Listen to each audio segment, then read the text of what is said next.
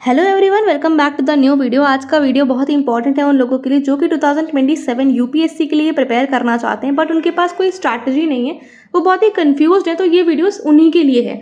ठीक है, ground zero से वील टॉक कि हम किस तरीके से अपनी प्रिपरेशन को स्टार्ट कर सकते हैं। हमें कुछ भी नहीं पता, ABCD भी नहीं पता है कि यूपीएससी में कैसे क्या चीज़ें होती हैं। तो ये सारी स्ट्रैटेजी हम लोग बात करेंगे। 2 साल है हमारे पास पूरे हम मास्टर कर सकते हैं अपनी यूपीएससी की स्ट्रैटेजी को, क्योंकि बहुत सारे लोग जो है ना वो फेल हो जाते हैं यूपीएससी में ये स्ट्रैटेजी ना हो करके। वो एक स्ट्रैटेजाइज नहीं करते अपने प्लान को और चीज़ों को कॉम्प्रिहेंसिवली समझते नहीं हैं। तो आज मैं आपके सामने लाई हूँ 2 साल का एक कॉम्प्रिहेंसिव प्लान। उससे पहले मैं आपसे कुछ चीज़ें डिमांड कर रही हूँ। ये मैं नहीं, यूपीएससी ही आपसे डिमांड करता है। तो ये आपका हार्डवर्क। देखो, बिना हार्डवर्क के तो आपको यूपीएससी क्या कुछ भी ज़िंदगी में नहीं मिलता है। आपको मेहनत तो करनी ही पड़ती है उसके लिए। उसके बाद आपको पेशेंस रखना पड़ता है। ये कोई ओवरनाइट जर्नी नहीं है, इसमें टाइम लगता है। हो सकता है आपकी हार भी हो जाए, हार से घबराना नहीं है, हार के डर से पीछे नहीं हटना है। ठीक है, कंसिस्टेंसी आपको बना के रखनी है। कंसिस्टेंसी मीन्स कि आपने ऐसा नहीं 2 दिन तो आपने 8-8 घंटे पढ़ लिया, देन उसके बाद आप 1 घंटे भी पढ़ने में नहीं पा रहे हो, मतलब 1 घंटा भी नहीं पढ़ पा रहे हो। तो भले ही आप 2 घंटे पढ़ो, ठीक है, आप 2 घंटे पढ़ रहे हो पर आप डेली पढ़ रहे हो यार। ठीक है, आप 2 घंटे भले ही पढ़ो पर आप डेली पढ़ो तो वो काम करेगा आपके लिए। डेली टारगेट सेट करो। ठीक है, डेली टारगेट्स, भले ही अगर मैं आपको टारगेट्स दे रही हूँ एनसीईआरटी पढ़ाते टाइम या क्वेश्चन सॉल्व करते टाइम, पीवाईक्यूज करते टाइम, आप वो भी टारगेट्स ले सकते हो अपने दिमाग में। पर आप अगर सेल्फ टारगेट्स बना रहे हो ना, तो टारगेट्स बना रहे हो तो पूरा भी करो। ऐसा नहीं है कि सिर्फ यार मेड द टारगेट चिपका दिया अपनी जहाँ पे स्टडी टेबल पे एंड पूरा नहीं हुआ, फिर वो कूड़े में चला गया कागज़। नहीं, टारगेट्स बना रहे हो तो उनको फॉलो करो और उनको पूरा करे बिना दूसरा कोई टारगेट मत उठाओ। ठीक है, पहले प्रीवियस ईयर जो आपने टारगेट लिया है उसको कंप्लीट करो। ठीक है, अब मैं आपसे ये सारी बात करूँगी कि हाउ टू स्टार्ट। मैंने आपकी स्ट्रैटेजी को ना फेजेस में डिवाइड करा है। बेसिकली 4 फेजेस हैं। 3 जो है प्री प्रीलिम्स है, मतलब प्रीलिम्स से पहले के हैं, प्रीलिम्स तक पहुंचा देंगे आपको 3 फेज, एंड जो वो है वो पोस्ट प्रीलिम्स है, जो लास्ट है फेज। मतलब आपका प्रीलिम्स क्लियर हो जाता है। मैं तो यही मान के चल रही हूँ ना, आप इतने अच्छे से स्ट्रैटेजी बनाया है मैंने, इतने अच्छे से आपने उसको इम्प्लीमेंट करा है, मेहनत करी है, ठीक है, तो आपका प्रीलिम्स क्लियर होना बनता है। ठीक है, लाइक किस्मत की बात अलग होती है, वो तो एक अलग ही कंसेप्ट है। अभी आपको क्या करना है, अभी आपको डेली 2 से 3 घंटा देना है अपनी एनसीईआरटीज़ को कंप्लीट करने के लिए, एटलीस्ट 5 to 6 मंथ। 1-2 महीने का काम नहीं होता है एनसीईआरटी, बेस होता है एनसीईआरटी। अगर बेस नहीं मजबूत होगा तो फिर कुछ नहीं हो सकता है। ठीक है, सिलेबस हम एक सेपरेट वीडियो में डिस्कस करेंगे, यूपीएससी का सिलेबस। ठीक है, एक सेपरेट वीडियो में यूपीएससी का फुल सिलेबस, मेंस वगैरह, प्रीलिम, सारी चीज़ें पैटर्न में आपको समझा दूंगी। फिलहाल ये स्ट्रैटेजी, क्योंकि किसी ने कमेंट सेक्शन में मुझसे बोला था कि आप स्ट्रैटेजी दीदी बनाना। फोमो, पर बहुत लोग तो डर के मारे ही सोचते हैं कि यार क्या डर है यार, एक कुछ किसी भी और एग्ज़ाम की तरह एग्ज़ाम को take it as a exam only. कोई ज़िंदगी और मौत का सवाल नहीं है, ये एग्ज़ाम है। ठीक है, और एग्ज़ाम में पास फेल तो होता ही, सांप सीढ़ी का गेम है यार। ये कोई पास होगा कोई फेल होगा, तो फेल के डर से क्या हम हार जाएंगे? हम तैयारी भी नहीं करेंगे और हर दूसरे दिन आपको लगेगा कि यार मैं क्या कर रहा हूँ यार, ये क्या तैयारी है। बट स्टिल उसी को कोप अप करके आपको बस अपनी तैयारी पे विश्वास रखना है, कॉन्फिडेंस रखना है और बस आपको आगे बढ़ते जाना है। ठीक है, चेंजिंग पैटर्न से कैसे डील करें, तो चेंजिंग पैटर्न से कैसे डील करना है हम जब सिलेबस पढ़ेंगे ना तो उसी के साथ समझ लेंगे। सो रुको ज़रा, थोड़ा सब्र करो। सारी जो कॉम्प्रिहेंसिव प्लान है वो आपके सामने बस अभी कुछ ही सेकंड्स में आने वाला है। बस इंप्लीमेंट करना है आपको। आप इसमें कुछ चेंजेस भी कर सकते हैं अकॉर्डिंग टू यू। अगर आप चाहें तो कोई चेंजेस भी कर सकते हैं। आ गई है आपकी स्ट्रैटेजी 2027 के एस्पिरेंट्स के लिए। भाई किसी ने मुझसे क्योंकि डिमांड करा था कमेंट सेक्शन में कि दीदी आप जो है 2027 के जो एस्पिरेंट्स हैं उनके लिए स्ट्रैटेजी बनाओ, तो भाई मैंने बहुत टाइम दे करके स्ट्रैटेजी को बनाया है यहाँ पे। चलो, इसमें मैंने क्या करा है, I have divided your like 2 years into the phases. ठीक है, फेजेस में मैंने डिवाइड करा है ताकि आपको पता रहे कि इस फेज़ में आपको क्या करना है, देन आफ्टर आपको कैसे जाना है। तो 4 फेज़ हैं अप्रॉक्स। ठीक है, आप अपने हिसाब से डिवाइड कर सकते हो जैसे भी आपको बढ़िया लगे। ठीक है, जो पहला फेज़ है आपका जो जून से चलेगा, देखो 5-6 दिन का टाइम है अभी मई में। ठीक है, 3 ही दिन बच रहे हैं। तो जून से लेकर के आपके दिसंबर, मतलब 6 मंथ आपको क्या करना है, आपको फाउंडेशन बनाना है अपना। क्या करना है, आपको फाउंडेशन बिल्ड करना है। ठीक है, बेस बनाना है अपने जीएस का। किसका? जीएस का। और इसी टाइम के बीच में आप अपना ऑप्शनल सब्जेक्ट है ना उसको फाइनलाइज कर लेना। 6 महीने का टाइम बहुत इनफ होता है। आप सिलेबस को एनालाइज कर लो। Syllabus I will be also doing. ठीक है, मैं आपको एक वीडियो बनाऊंगी, सिलेबस समझाऊंगी यूपीएससी का, यूपीपीसीएस का। और किसी ने मुझसे बोला था कमेंट सेक्शन में कि आप बीपीएससी का सिलेबस भी समझाना, पर मुझे बीपीएससी के बारे में कोई भी नॉलेज नहीं है। मतलब मैंने कभी उसका एग्जाम नहीं दिया, मैंने सिर्फ अपनी लाइफ में 2 ही एग्जाम दिए हैं, एक यूपीएससी और एक यूपीपीसीएस। तो मुझे इन्हीं दो एग्जाम्स के बारे में नॉलेज है और मुझे कुछ नहीं पता, बट स्टिल मैं खुद पहले पढ़ूंगी बीपीएससी का सिलेबस, देन उसके बाद आप लोगों को आकर के यहाँ पे बताऊंगी। ठीक है, तो आपको इस 6 महीने के बीच में अपना जीएस का जो बेस है ना उसे बिल्ड कर लेना है। उसके बाद ऑप्शनल सब्जेक्ट है ना फाइनल कर लेना है। How you will decide this, 2026 वाली स्ट्रैटेजी देख लो, उसमें मैंने बताया कि ऑप्शनल कैसे डिसाइड करना है, बट फिर भी यहाँ पे आपको एक मैं आइडिया दे देती हूँ कि किस तरीके से आप अपना ऑप्शनल जो है वो डिसाइड कर सकते हो। या तो आपको वो सब्जेक्ट ग्रेजुएशन में रहा हो, या तो आपको सब्जेक्ट में इतना इंटरेस्ट हो कि आप उसमें दिन रात बैठ करके रात में भी आपसे कुछ पूछ दिया जाए तो यू कैन आंसर दैट। आप 24 घंटे उस सब्जेक्ट के बारे में बात कर सकते हो। सपोज अगर मुझे कोई हिस्ट्री लेकर के बैठा दे तो मैं हिस्ट्री में रात भर बात कर सकती हूँ, दिन में मुझे इतना पसंद है हिस्ट्री, मुझे ज्योग्राफी पसंद है, ठीक है, पॉलिटी भी मुझे बहुत अच्छा लगता है। तो ये 2-3 सब्जेक्ट ऐसे हैं जिनके बारे में मुझे आप रात भर बैठा करके बात कर सकते हैं, ठीक है, कभी भी उठा करके मुझसे पूछ लीजिए। ठीक, तो ऐसे आपके कोई इंटरेस्ट हो सब्जेक्ट में, आप उसका सिलेबस पढ़ें, ठीक है, फिर आप उसका सिलेबस पढ़ें जो भी सब्जेक्ट। सपोज किसी को एंथ्रोपोलॉजी पसंद है, स्कोरिंग सब्जेक्ट है, किसी को लिटरेचर पसंद है, तो ऐसे करके जो भी आपको सिलेबस में सिलेबस पढ़ लें, सिलेबस के हिसाब से फिर उसके क्वेश्चंस देख लें कि इस पैटर्न के क्वेश्चन आ रहे हैं, एवरीथिंग यू कैन डू। अब आप इसमें क्या करोगे, इस टाइम ना आप पढ़ोगे अपनी जो एनसीईआरटीज़ है, ठीक है, जितने भी 6 से 12 क्लास की एनसीईआरटीज़ है। अगर आपका बेस स्ट्रॉन्ग है, ठीक है, जैसे कि आपको ज्योग्राफी आपको पता है कि रोटेशन क्या होता है, रिवॉल्यूशन क्या होता है, अर्थ का जियोइड शेप एंड एवरीथिंग, तो 6 क्लास की एनसीईआरटी नहीं पढ़नी आपको, ठीक है, तो आप खुद ही से समझोगे ना। अब मुझे क्या पता कि आपको आता है या नहीं आता, ठीक है, मैंने तो यहाँ पे लिख दिया कि 6 से 12 तक की जो आपको एनसीईआरटीज़ है वो आपको कवर कर लेनी है, ठीक है। एनसीईआरटीज़ मैं आपको ये बता दूँ, एनसीईआरटी तो मैं भी करा रही हूँ। एनसीईआरटी की सीरीज़ 1 जून से यूट्यूब पे ही स्टार्ट हो रही है मेरी, ठीक है, यूपीएससी के लिए एंड यूपीपीसीएस के लिए। अब एनसीईआरटी तो अभी चेंज नहीं हो रही है, तो यूपीएससी के लिए 2026 और 2027 और दोनों के लिए ही वो काम करेंगी एंड यूपीपीसीएस के एस्पिरेंट्स के लिए भी काम करेगी, क्योंकि मैं फैक्चुअल प्लस कंसेप्चुअल दोनों ही कराऊंगी उसमें, ठीक है। अब एनसीईआरटी करा रही हूँ मैं, तो हिस्ट्री की करा रही हूँ, ज्योग्राफी और पॉलिटी, ठीक है, साइंस, इकोनॉमी, ठीक, ये सारे जो एनसीईआरटीज़ हैं इन पे आप फोकस कर लेना, ठीक है। ये जो 6 महीने हैं आपके दिसंबर तक के, इसी टाइम पे आपको अपना ऑप्शनल भी डिसाइड कर लेना है कि आपको क्या ऑप्शनल लेना है, ठीक है। स्टैंडर्ड बुक्स आप खरीद लेना है इस टाइम। आपको क्या करना है, स्टैंडर्ड बुक्स जब आप एनसीईआरटी कवर कर लो तो आप स्टैंडर्ड बुक्स जैसे कि पॉलिटी के लिए लक्ष्मीकांत, ठीक है, स्पेक्ट्रम मॉडर्न हिस्ट्री के लिए, ठीक। कलर ये अच्छा नहीं लग रहा क्या, कलर चेंज करती हूँ। देन जीसी लियोंग और एनसीईआरटी जो ज्योग्राफी की एनसीईआरटी से 11th क्लास की जो है वो बहुत ज़्यादा इंपॉर्टेंट है। देन शंकर आईएएस आप इन्वायरमेंट के लिए ले लेना, बट अगर आप नहीं ले रहे हो शंकर आईएएस तो मैं खुद पढ़ाऊंगी शंकर आईएएस, जब एनसीईआरटीज पढ़ाऊंगी उसके बाद, तो जितने इंपॉर्टेंट चैप्टर्स है ना मैं कंप्लीट करा दूंगी और पीडीएफ आपको टेलीग्राम चैनल पर मिल जाएगा, उसका लिंक डिस्क्रिप्शन बॉक्स में। संजीव वर्मा ये हटा दो यहाँ से यार, ठीक है। अब किसी को लेना है संजीव वर्मा तो ले ले, नहीं तो मतलब आए यहाँ पे मैंने लिख दिया है क्योंकि काफ़ी लोग ने सजेस्ट करा था मुझे कि आप ये वाली बुक लिख देना, बट मतलब ठीक है, आप चाहे एनसीईआरटीज़ पढ़ लो, चाहे मृणाल सर के नोट्स पढ़ लो, चाहे जो पढ़ लो, मतलब इट्स टोटली ऑन यू कि आप इकोनॉमी के लिए क्या करते हो, ठीक है। आप संजीव वर्मा भी ले सकते हो, मृणाल सर के नोट्स भी अच्छे हैं, ठीक है, उनके भी ले सकते हो, चाहे अकेडमी में पढ़ाते हैं। देखो मैं अगर यहाँ पे पढ़ाती हूँ दैट डजंट मीन कि मतलब मुझे सब कुछ आता है, ऐसा नहीं है ना। दुनिया में बहुत लोग बहुत अच्छा काम कर रहे हैं, फ्री इनिशिएटिव चल रहे हैं यूट्यूब पे, तो आप उनके पे देख सकते हो, ठीक है। अब आपको क्या करना है, इस टाइम में न्यूज़पेपर आपको डेली पढ़ना है। क्या करना है, न्यूज़पेपर आपको डेली पढ़ना है, ठीक है। न्यूज़पेपर डेली पढ़ना है, चाहे आप हिंदू पकड़ लो, कोई भी एक न्यूज़पेपर पकड़ लो, ठीक है, कोई अपने एक न्यूज़पेपर पकड़ लिया। अब आपको ये जो है ना, आपको डेली न्यूज़पेपर को पढ़ना है, शॉर्ट नोट्स बनाना है साथ ही साथ। आपको ये आपको भेज दूंगी मैं टेलीग्राम पे, शॉर्ट नोट्स बनाने हैं आपको साथ ही साथ, ठीक है। ऑप्शन आप डिसाइड कर लो, ठीक है। दिसंबर तक आपको टाइम है, मैंने सितंबर लिख दिया, पर आप प्लीज़ जल्दीबाजी में मत डिसाइड कर लेना, ठीक है। आप दिसंबर तक का टाइम ले लो अपने पास। शॉर्ट नोट्स आपको बनाना है, मैंने आपको बोला कि शॉर्ट नोट्स बनाने हैं आपको, तो आप ये बना लेना शॉर्ट नोट। दिसंबर तक आपका ये सारा काम हो जाएगा। आंसर राइटिंग एक तो लिखने की कोशिश कर लेना। अब यार ये तो स्ट्रैटेजी देख रहे हो ना तुम लोग, अभी लाइक ग्रेजुएशन के सेकंड ईयर में भी हो सकते हो, ग्रेजुएशन खत्म भी करा हो सकता है तुमने, ये और भी जो भी चीज़ें हैं प्लान करो 2027 में अपना एग्जाम देने के लिए, ठीक है। तो आप आंसर राइटिंग स्टार्ट कर देना, मतलब कभी हफ्ते में एक आध आंसर लिख दिया, ठीक है, कुछ भी मतलब ऐसे करके कर लेना, तो ताकि थोड़ा आइडिया हो जाए, ठीक है। और चाहो तो कोई टॉपर्स कॉपी देख लेना, ठीक है, उससे आइडिया मिल जाएगा। ऑनलाइन भी पड़ी रहती है, पैसे खर्च करने की जरूरत नहीं, गूगल पे जाओ टॉपर्स कॉपी आ जाएगी, ठीक है, या किसी कोचिंग इंस्टीट्यूट वाले ने डाल रखी हो तो वहाँ से जा करके देख लेना कि अच्छा इस तरीके से आंसर जो है टॉपर्स लिखते हैं, तो मुझे थोड़ा सा मिला जुला करके मुझे इस लेवल तक पहुँचना है। तुमको यार, हम लोग एवरेज स्टूडेंट्स हैं यार, हमने कभी नहीं सोचा कि हम टॉप करेंगे, यूपीएससी ऑल इंडिया रैंक बनाने आना है, बहुत अच्छी बात है, बट ऐसा सोचा ही नहीं हम लोगों ने, क्योंकि मतलब ठीक है हमें पता है कि हमारी लेवल कितना है, ठीक है, तो हमें बस क्लियर करना है एग्ज़ाम, ठीक है। मैं नहीं आज से तुमसे बोल रही हूँ कि तुम यार टॉप कर जाओ, तुम्हें एग्ज़ाम क्लियर करना है यार, जो मतलब ठीक है नहीं आई रैंक 1 आ गई तो बहुत अच्छी बात है, ठीक है। अब तुम्हें क्या करना है ना, अब तुम्हें जनवरी लग जाएगा, दिसंबर 2025 खत्म हो जाएगा, अब लग जाएगा जनवरी,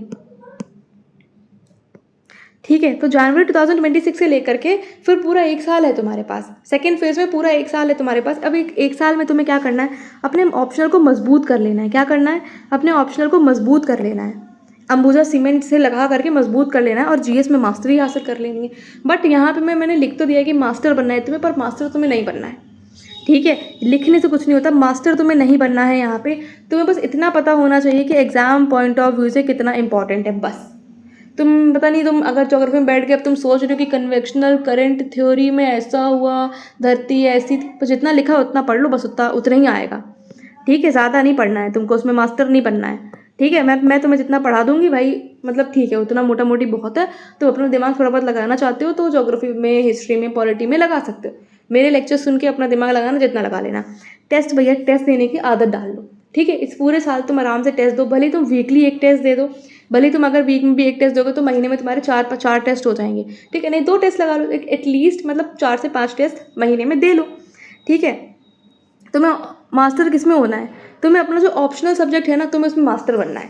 ठीक है, तुम्हारे ऑप्शनल सब्जेक्ट में मैं मास्टर नहीं बन सकती, तुम्हें अपने ऑप्शनल सब्जेक्ट में खुद ही मास्टर बनना है। ठीक है, जीएस में तुम इतना समझ लो कि हाँ बस तुम्हें पता होना चाहिए, क्योंकि यूपीएससी, अगर मैं 2025 के एग्ज़ाम के बारे में बात करूँ तो यूपीएससी थोड़ा फैक्चुअल हो गया है, बहुत डेप्थ में जा रहा है, टॉपिक की बहुत ज़्यादा डेप्थ में जा रहा है। तो उस हिसाब से हमें तैयारी करनी है ना, हमें नहीं जाना 10 साल पहले का। 10 साल पहले वो अलग पैटर्न से क्वेश्चन पूछ रहा था, अब वो अलग पैटर्न से क्वेश्चन पूछ रहा है। अब 2026 में हमें नहीं पता कि वो कैसे क्वेश्चन पूछेगा।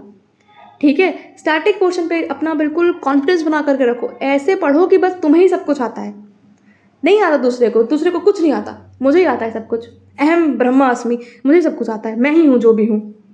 तुम बस ऐसे एग्जाम जब हॉल में जाना ना, तो यही कॉन्फिडेंस लेकर के जाना, अरे सामने वाले को कुछ नहीं आता, मुझे आता है सब कुछ।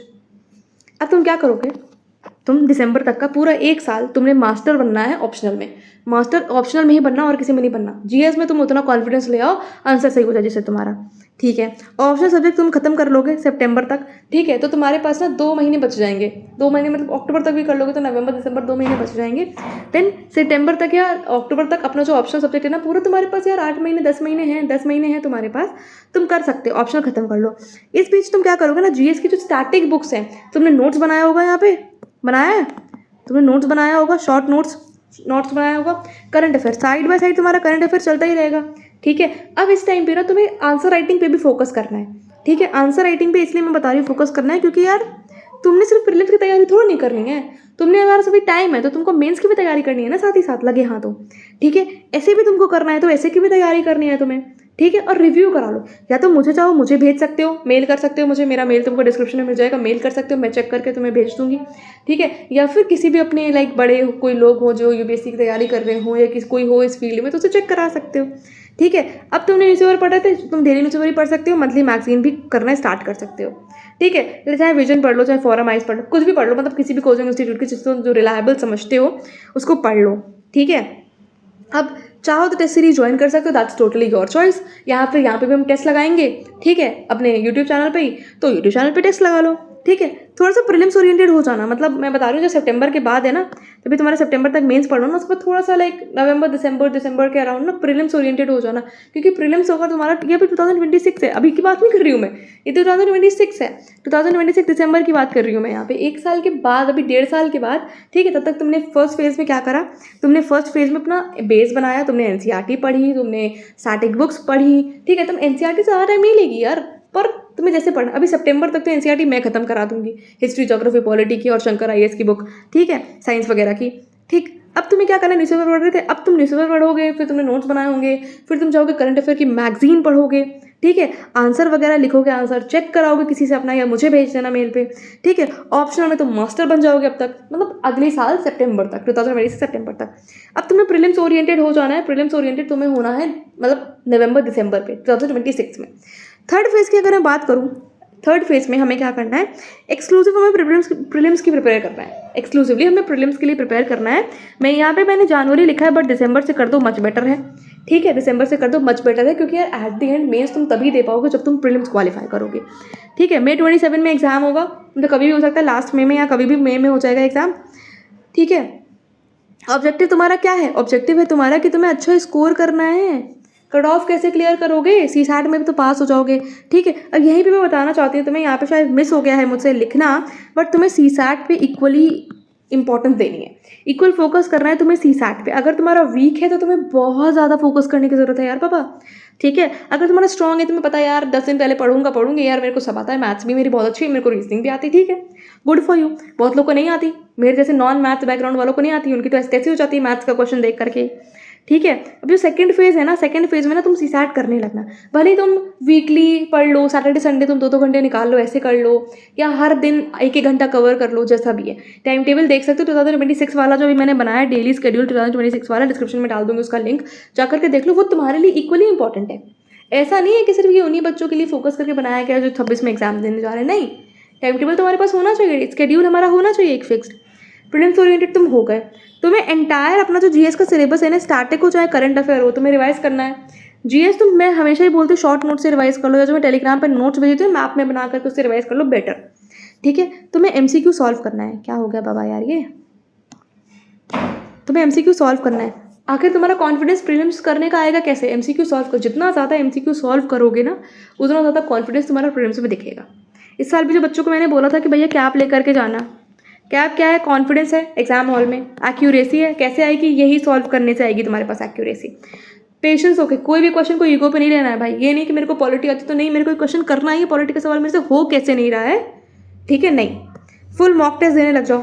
ठीक है, ये जो 3-4 महीने है तुम्हारे पास, जनवरी से लगा करके फुल मॉक टेस्ट दो, घसीट दो अपने आप को, मतलब मॉक टेस्ट दे डालो, तुम जितने दे सकते हो, 200-300 जितने मॉक टेस्ट दे सकते हो दे दो, चाहे ऑनलाइन चाहे ऑफलाइन, जैसे भी करो, चाहे मेरे साथ करो, जैसे भी कर लो। अपनी परफॉर्मेंस को ना एनालाइज करो। जब तक तुम्हें ये नहीं पता चलेगा कि तुम किस जगह पे पानी में खड़े हो, तुम्हें नहीं समझ आएगा कि तुम्हें वहाँ से पानी से निकलना कैसे है। ठीक है, भले ही तुम्हारा पॉलिटी जितना स्ट्रॉन्ग हो, पर अगर तुमसे पॉलिटी के सवाल ही गलत हुए जा रहे हैं तो उसका मतलब कुछ नहीं बनता, अगर तुम्हारा सवाल गलत हुआ जा रहा है तो। ठीक है, सीसैट पर तुम्हें फोकस करना है। मैंने पहले ही बताया कि भले तुम 1 घंटा निकालो, 2 घंटे भले तुम निकालो, 4 घंटे सैटरडे संडे निकाल लो तुम, ठीक है, बट सीसैट पे फोकस करना। और इस टाइम पे ना, ये जो थर्ड फेज है हमारा, थर्ड फेज जो है हमारा प्रीलिम्स का, जिसमें हम प्रीलिम्स ओरिएंटेड हो रहे हैं, इसमें तो तुम्हें सीसैट पे फोकस करना ही है, कॉम्प्रिहेंशन चाहे रीजनिंग चाहे मैथ्स। इसमें से तुम्हें 2 चीज़ तो होना चाहिए जो तुम्हारा स्ट्रॉन्ग हो एटलीस्ट। अगर तुम्हारा रीडिंग कॉम्प्रिहेंशन स्ट्रॉन्ग है तो गुड, इसके साथ तुम्हारा रीजनिंग भी तो स्ट्रॉन्ग होना चाहिए। ठीक है, जो रीडिंग कॉम्प्रिहेंशन ज़रूरी नहीं है कि तुम्हारे सारे सवाल सही हो जाए, तुम्हारे पॉइंट ऑफ व्यू से सही होंगे, क्या पता आयोग के पॉइंट ऑफ व्यू से सही ना हो। ठीक है, तुम शॉर्ट ट्रिक से हमेशा रिवाइज करोगे, चाहे मैप से रिवाइज करो, फैक्ट रिवाइज करो, गवर्नमेंट की जो स्कीम्स है, पॉलिसीज है, इन्वायरमेंट का portion is equally very important, because IFS का जो प्रीलिम्स होता है वो साथ में होता है। ठीक है, चाहे स्पेसीज हो, चाहे कोई इन्वायरमेंट एक्ट हो, चाहे कुछ भी हो, इंपॉर्टेंट हो जाता है, ऑर्गेनाइजेशन, एनीथिंग। ठीक है, लास्ट फेज जो हमारा आ रहा है पोस्ट प्रीलिम्स, ये तो पोस्ट प्रीलिम्स की बात है बेसिकली, क्योंकि जब तुम ये कर लोगे, ठीक है, ये सब करने के बाद तुम्हारा प्रीलिम्स हो जाएगा। थर्ड फेज के बाद तुम्हारा प्रीलिम्स हो जाएगा यहाँ पे। ठीक है, थर्ड फेज के बाद तुम्हारा प्रीलिम्स हो जाएगा, क्योंकि 27 में तुम्हारा मई में प्रीलिम्स होगा। ठीक है, या तक जो स्ट्रैटेजी है वो मई तक ही है ना। ठीक है, यहाँ पे तो तुम्हारा मई में प्रीलिम्स हो चुका होगा। पोस्ट प्रीलिम्स की बात करूँ तो यार पोस्ट प्रीलिम्स की बात करने की जरूरत है क्या अभी हमें, बट स्टिल हम तो आगे का सोच के चलेंगे ना। हमें तो नहीं सोचना है कि हमने बस प्रीलिम्स क्लियर कर लिया और हम बैठ गए, नहीं, तुम्हारा प्रीलिम्स क्लियर हो गया है यहाँ पे। ठीक है, तुम अपने मन में ठान के चलो। मैं हमेशा बच्चों से बोलती हूँ भाई अपने मन में एक रैंक डिसाइड कर लो, मैनिफेस्ट करो अपने लिए अच्छी चीज़ें, अपने लिए सोचो मेरा हो गया यार प्रीलिम्स, मेरा हो गया, भले ही तुम्हें 4 साल है अभी पेपर देने में। ठीक है, अब तुम्हारा प्रीलिम्स हो गया, तुम स्ट्रॉन्ग आंसर्स लिखोगे ना, ऐसे बढ़िया ऐसे लिखोगे। अब तुमने साल भर, मैंने तुमसे तैयारी कराई है ऊपर फर्स्ट फेज में, साल भर तुमने तैयारी करी है, तुम आंसर लिख रहे हो यहाँ पे, ठीक है, आंसर राइटिंग कर रहे हो यहाँ पे, तुम बढ़िया लिखोगे ना। अब आंसर तुमने चेक भी कराया है मुझसे या किसी और से, तुमने चेक कराया है, तुम मेंस की टेस्ट सीरीज ज्वाइन कर सकते हो, नहीं चाहो नहीं भी कर सकते हो, that's totally your choice. Revise करो भैया अपना ऑप्शनल सब्जेक्ट, ठीक है, ऐसे के लिए प्रैक्टिस करो, ऐसे इज इक्वली इंपॉर्टेंट। अपना लैंग्वेज पेपर मजबूत करो, ठीक है, एथिक्स को तैयार करो, केस स्टडी सॉल्व करने की लाइक दिमाग में डेवलप करो कुछ। ठीक है, तो यही सारी स्ट्रैटेजी थी। लाइक मैंने 3 फेज बनाए प्रीलिम्स तक के, एक लास्ट फेज मैंने बनाया मेंस पे। इसमें ज़्यादा बात इसीलिए नहीं करी क्योंकि बच्चे ना पहले प्रीलिम्स का ज़्यादा सोचते हैं, ठीक है, बट मेंस का भी इक्वली इंपॉर्टेंट होता है। हमें सिर्फ प्रीलिम्स तक का नहीं सोच के चलना होता है, हमें मेंस का भी सोचना पड़ता है, एंड पोस्ट मेंस भी सोचना पड़ता है हमें कि हम पोस्ट मेंस के बाद हम इंटरव्यू के लिए किस तरीके से अपने आप को डेवलप करेंगे। मेरा काम आपके साथ सिर्फ यहाँ तक प्रीलिम्स तक रहना नहीं है, मेरा काम आपको आपके घर से धौलपुर हाउस तक लेकर के जाना है, यूपीएससी भवन तक लेकर के जाना है। ठीक है, तो हम आज एस्पिरेंट्स हैं बट हम कल के ऑफिसर्स हैं, ये बात हमेशा याद रखना।